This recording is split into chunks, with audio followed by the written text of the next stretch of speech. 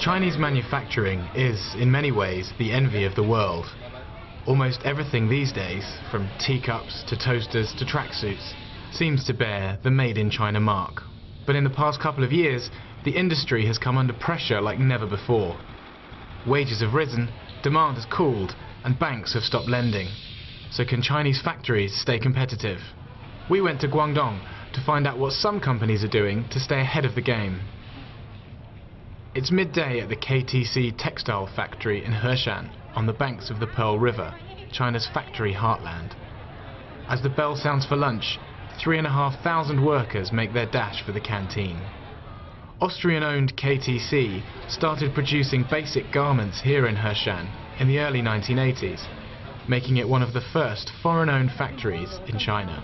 But about 6 years ago, the company decided it needed to move up the value chain if it was to have a future.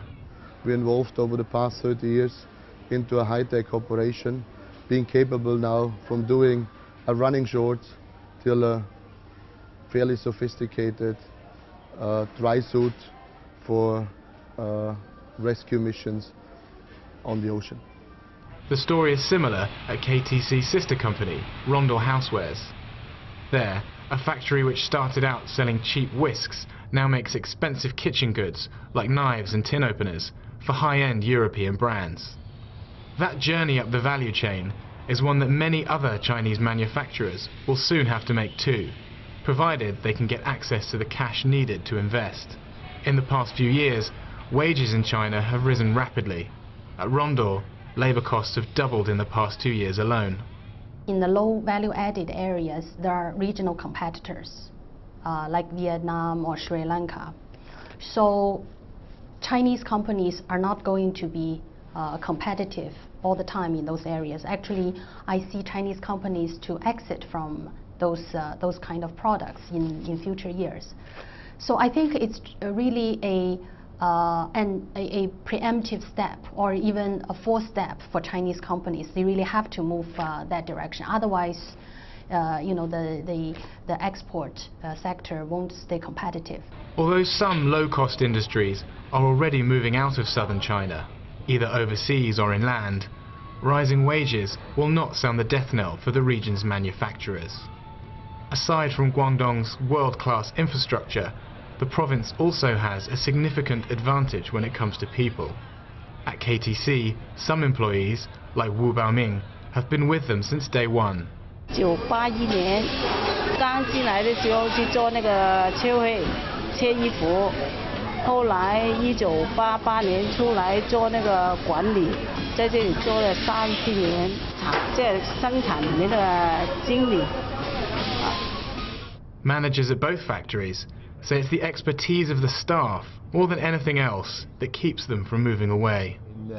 All our management, senior staff is local. So if we move the factory somewhere to Indochina, North China, all our knowledge won't come with us, because they come from this area and they won't move with the factory.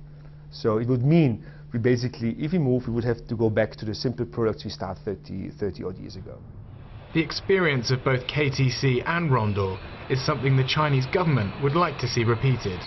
Higher incomes should help boost domestic consumption, essential if China is to wean its economy off floundering foreign demand and potentially wasteful investment.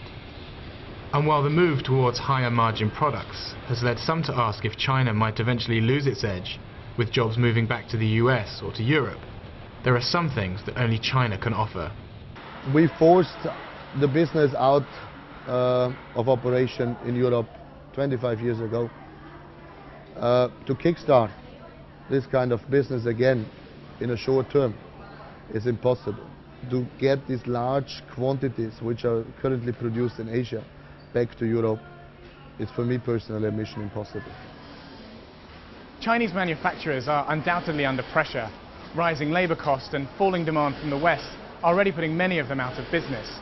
But for those with the capital and the know-how to move up the value chain, a future in southern China looks secure. Josh Noble, Financial Times, Heshan.